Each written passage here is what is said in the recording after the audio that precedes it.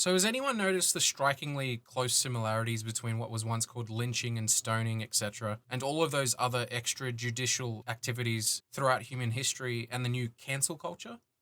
I was thinking about it recently while I was on the dunny, and I started looking into it a bit. I usually like talking about philosophy and stuff. I don't usually mention it on YouTube whatsoever. I keep that to myself. I want to study philosophy one day, but, mental problems always getting in the way. Anyway, I suggest you grab a cup of coffee, tea, whatever. You don't actually have to watch the video, you can just listen to it. And let's get started. I didn't even know there was a name for this sort of activity, if you want to call it that. An extrajudicial punishment is essentially the punishing of a person without any sort of legal process. It's also commonly known in history as extrajudicial killing, which is the same thing. It's just the killing of someone without any legal process. That sounds a lot similar to what's happening these days with the internet. Obviously, it's not the exact same thing. No one's dying, at least that I can find on through articles and stuff. I think it's just another head of the what I'd probably call the extrajudicial hydra.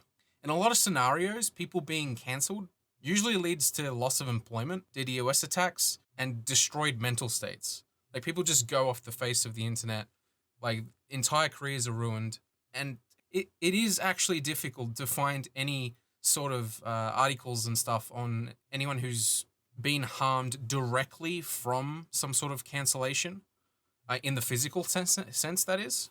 But I'm sure there are some out there, and I've been searching for a bit, but I can't really find any leads at the moment.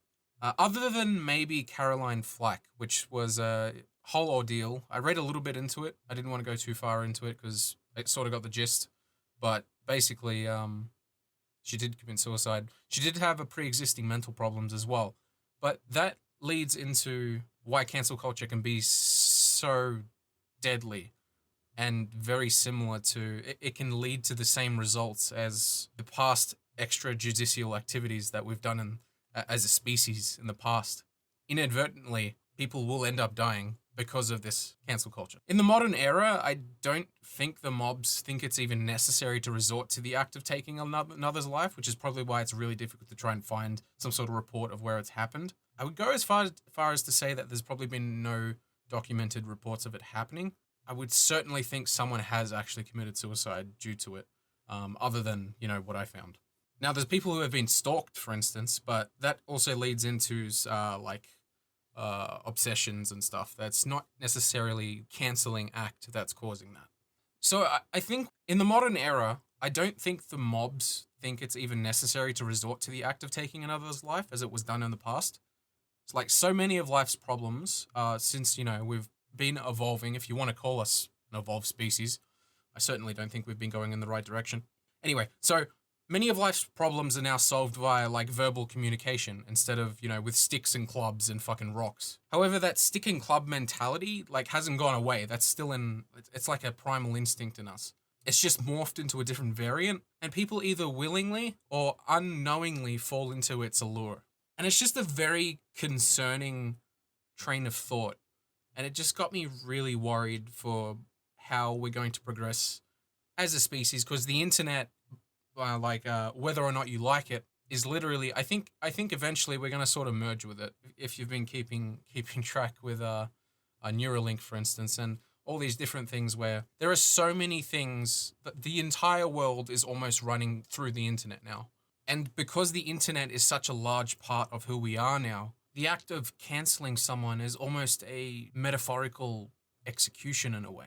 Yes, they may not actually be physically dead. They may not be subtracted from the equation completely, but it's such a more volatile way of dealing with someone.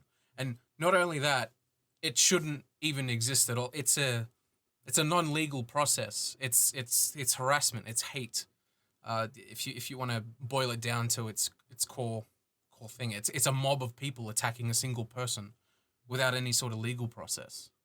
And that trails back to the whole idea of, have we really evolved as a species if we're doing this all over again?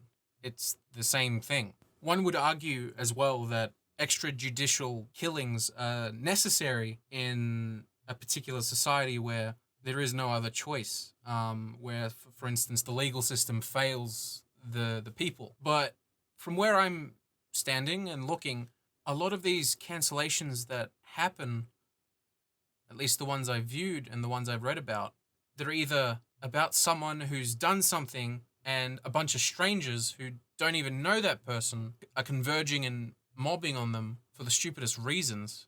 And the whole idea of the punishing act is applied to the most minute of things when it shouldn't be. You have to go over a certain threshold in the legal system before you are properly punished. With the creation of the internet and the accessibility that everyone has to talk to whoever they want or interact with, celebrities, etc. I think it gives too much power to the herd mentality. Especially, that's a good thing, but at the same time it can be a very, very bad thing because herd mentalities can go very south very fast.